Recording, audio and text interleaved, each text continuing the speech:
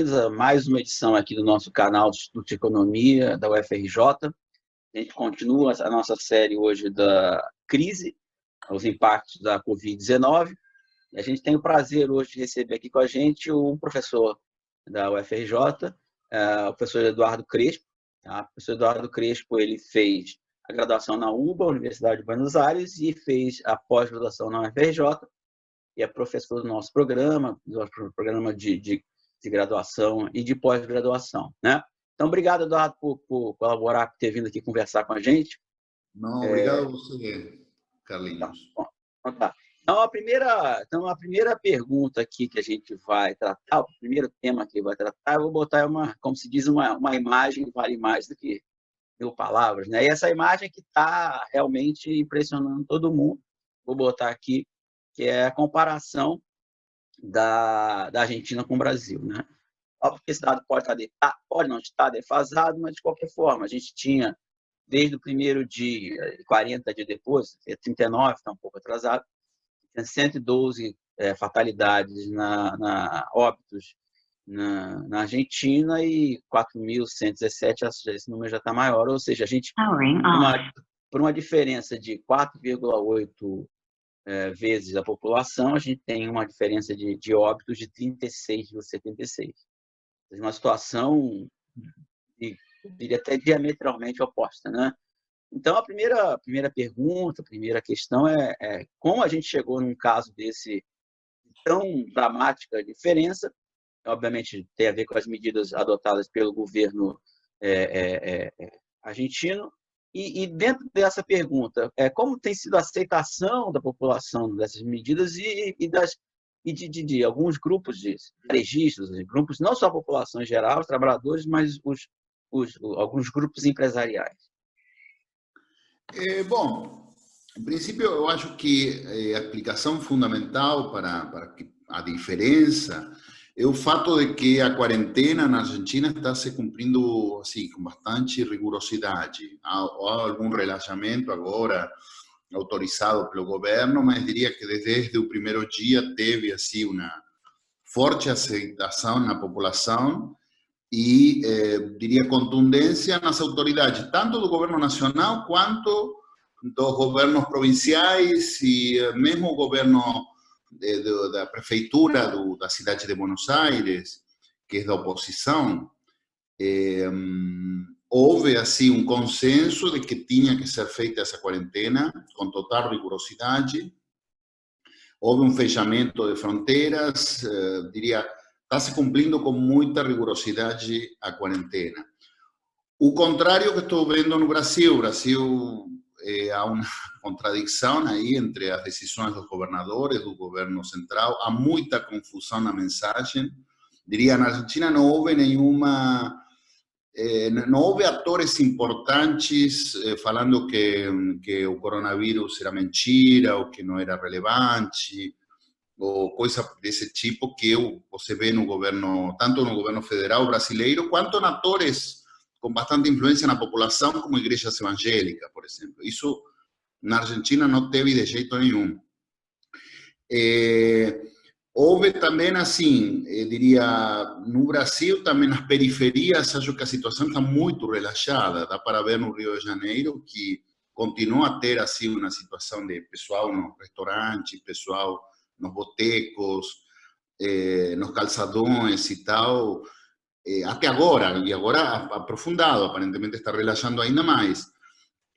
Na Argentina, diria, isso fechou muito rapidamente e com total contundência. Se você vê alguém na rua, é por um tema de pessoal está indo a algum lugar e meio a polícia tomando conta. Diria, esse é o motivo principal pelo qual, para mim, está dando uma diferença importante num caso e outro. Depois, com relação aos atores, bom, aí há alguma dificuldade. No caso argentino, pontualmente, a situação econômica, obviamente, tem piorado, vai piorar ainda mais. Aí há uma discussão, então, o que se faz com o trabalhador informal, o que se faz com as pequenas empresas que não conseguem pagar os salários.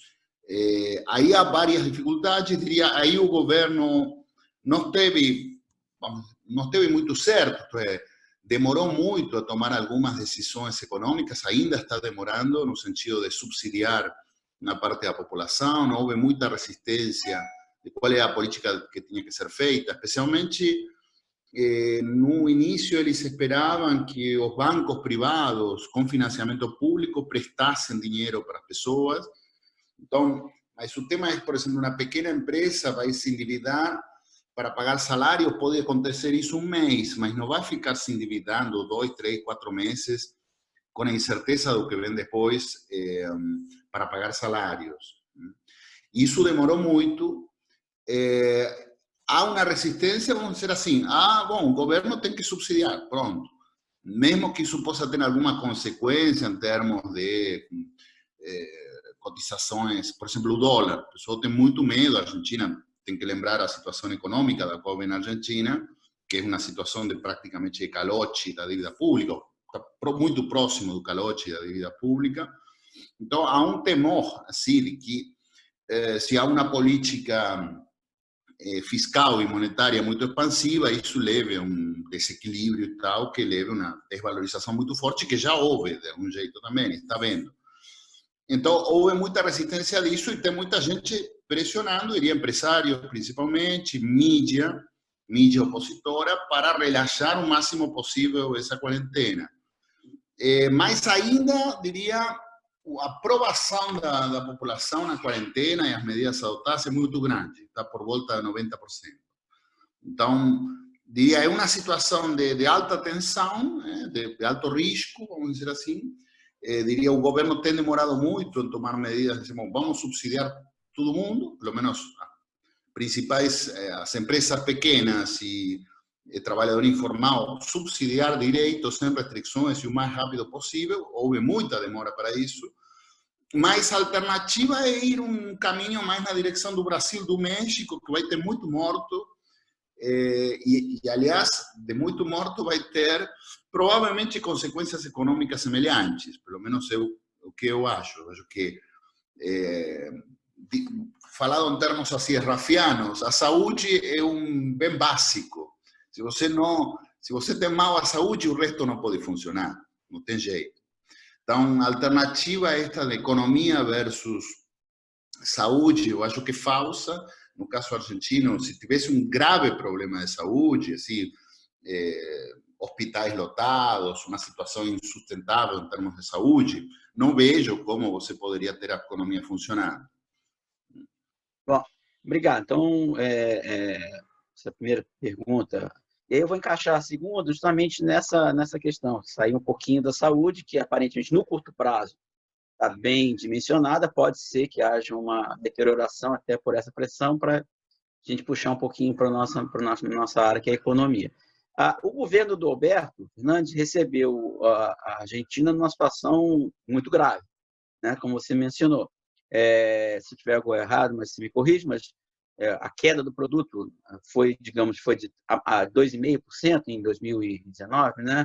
A inflação acima de 50%, uma grave crise externa e mais grave ainda, talvez as pessoas não saibam, a Argentina está ainda num processo digamos assim, de renegociação com a dívida com a FMI, ou seja, o FMI ainda tem ingerência, pelo menos hipoteticamente, sobre a economia argentina, porque ele ainda está num acordo, né, com o FMI. Vive-se um acordo ainda com o FMI e a Argentina, ainda que quisesse, ter dificuldade de romper esse acordo pelas dificuldades externas.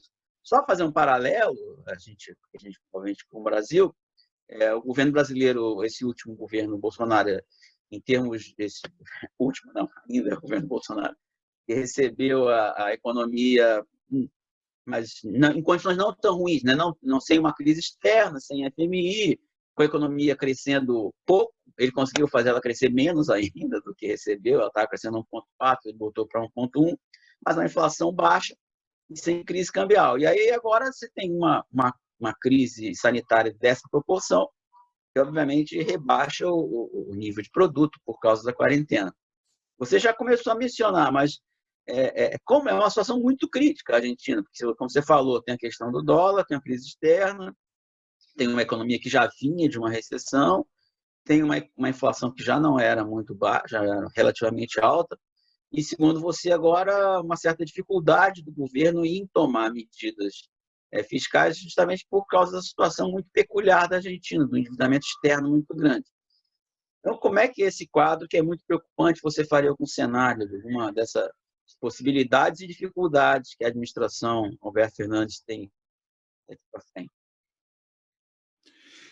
Bom, em princípio, a situação efetivamente é muito difícil. A Argentina, no momento que se inicia esta pandemia, estava numa renegociação da dívida externa com o FMI, em termos de renegociação tanto de capital quanto de juros.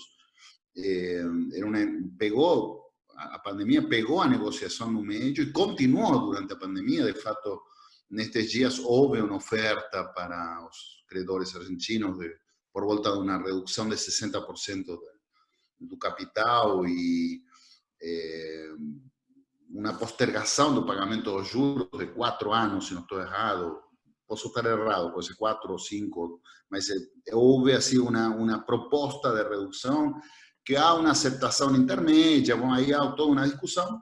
Eu acho que ainda há uma rotina que vem dos meses anteriores de continuar essas negociações como se o coronavírus fosse um negócio completamente transitório. Ninguém sabe qual é que vai ser a situação, nem na Argentina, nem regional, nem do mundo depois dessa pandemia, mas continuaram essas negociações. Efetivamente, a Argentina estava em uma situação de virtual calote, pues já tinha dado calote em dívida em pesos, em dívida em moeda local, que era um absurdo, mas isso já tinha acontecido, e estava muito perto de calote da dívida em moeda internacional.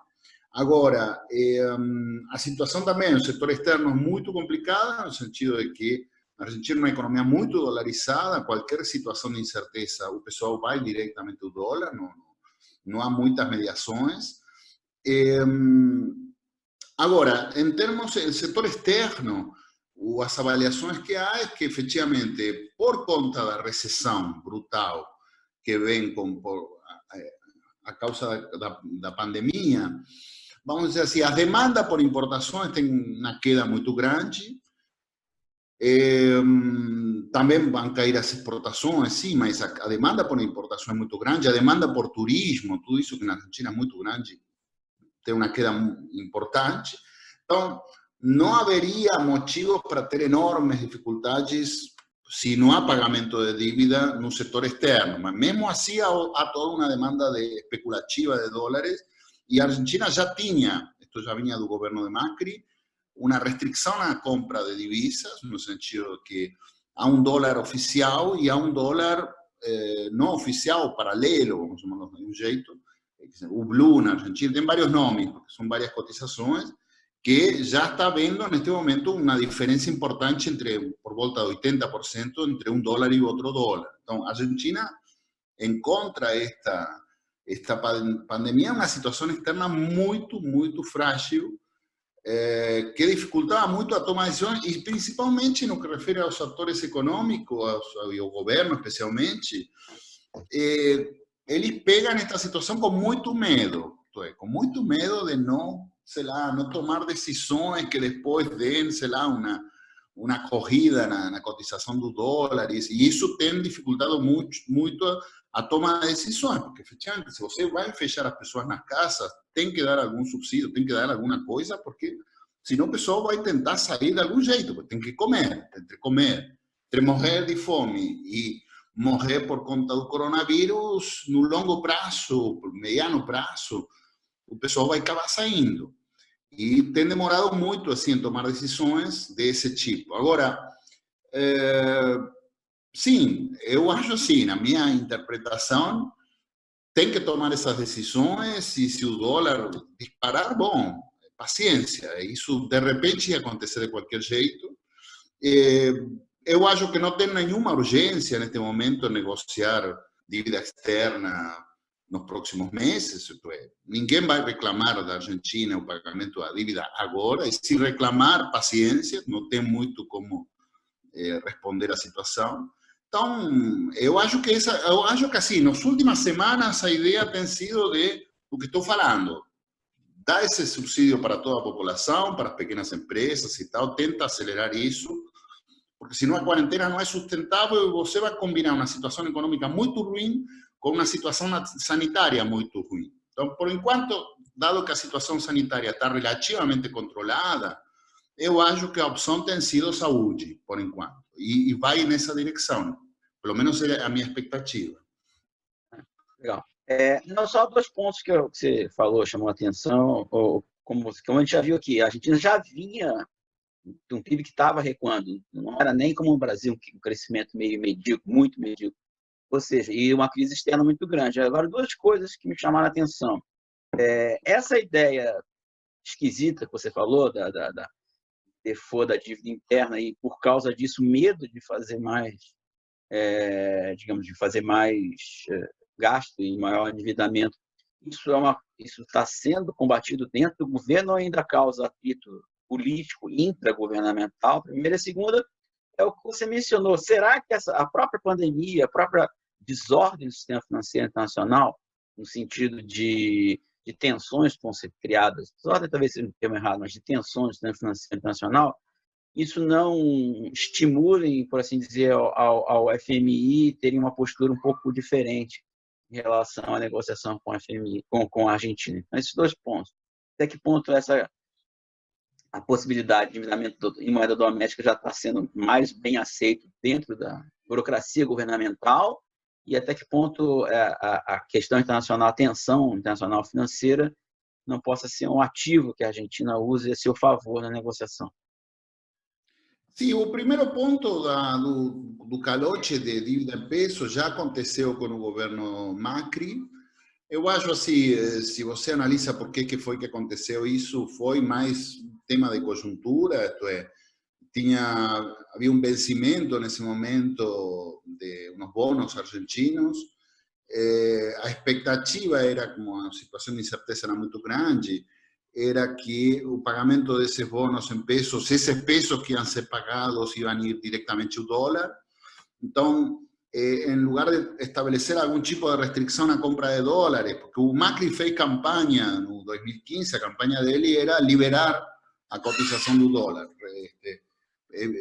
acabar com as restrições à compra-venda de dólares. Agora, se no meio da campanha eleitoral ele colocava uma restrição na compra de dólares, isso ia ser terrível para ele.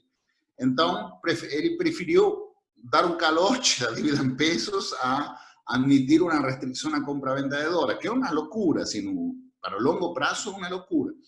Depois também fez, depois acabou colocando também uma restrição na compra-venda de dólares, mas primeiro deu um calote em pesos. Então, aí já foi o primeiro precedente. Depois, no meio das negociações, eu acho também, por um tema de conjuntura, já no governo de Fernandes, houve uma decisão de dar um calote porque os credores não aceitaram uma proposta de pagamento. Eu acho que o risco que tem isto de dar calote em pesos é que você está acabando com o único instrumento que tem qualquer economia para a única alternativa que teria uma economia argentina diante do dólar. Você, na Argentina tem duas alternativas, ou vai ao dólar ou vai a algum ativo em pesos, ok? Mas se você acaba com os ativos em pesos, com os instrumentos em pesos, obviamente não tem outra alternativa mais que o dólar. Eu acho que o principal risco de política meio sei lá, de não fazer uma distinção muito clara, que tem uma dívida que você pode pagar sempre, em qualquer circunstância, que é a dívida em pesos, e a outra que é a que você realmente tem dificuldade, que é a dívida em dólar.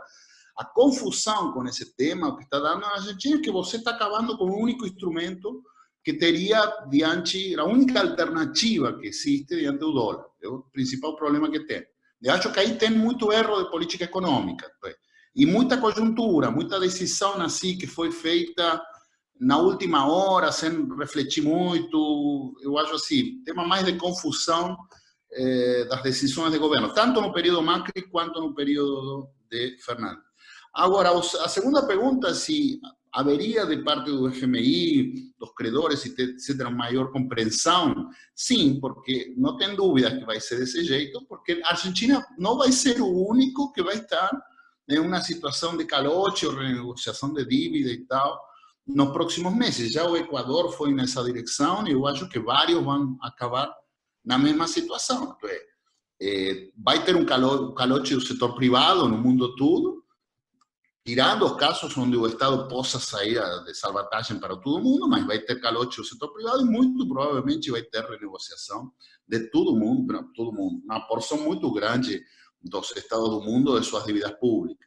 Então, não vejo que a Argentina aí, a situação que você tinha antes do coronavírus era de um país que estava numa situação de exceção. Não? Acho que agora vai ser a regra, uno mais um, em uma situação de semicalote, renegociando dívida e tal. E eu acho que eles compreendem isso, acho que os credores compreendem isso, e o governo argentino acho que também está avaliando que vai ser por aí. Então, por isso eu acho que na Argentina ainda há uma pressão para que a saúde continue a ser a prioridade.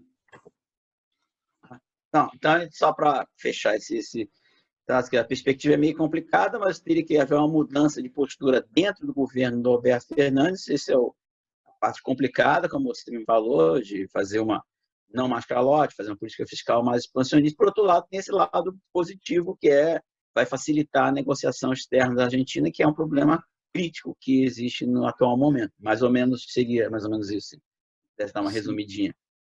Sim. Bom, então vamos para aqui nossa última pergunta aqui, sobre a questão comercial, que teve bastante repercussão recentemente, uma suspensão, né, pela Argentina de continuar negociações de mercado aberto regionais, que incluíam outros países, e pelo que a gente andou lendo, seria já uma mudança de estratégia de política comercial e política, talvez até industrial, da Argentina. Não sei se até que ponto isso é correto ou só como você falou, uma coisa de conjuntura, né?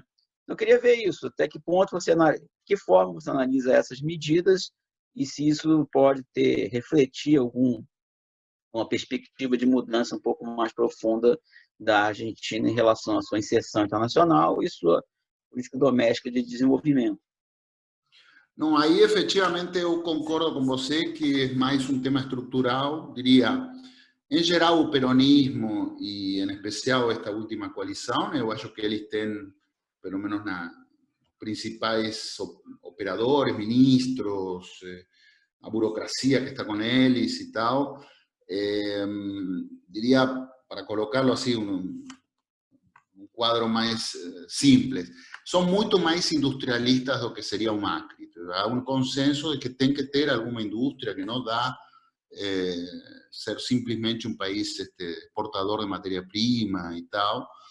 Diria, nessa coalição há muita mais relevância para o lado da indústria, tanto no sentido de mais aliança com empresários mesmo no setor industrial, quanto uma ideia de que tem que ter indústria e tal, e que acordo de livre comércio, assim, sem nenhuma restrição, não leva para lugar nenhum. Acho que essa ideia já estava.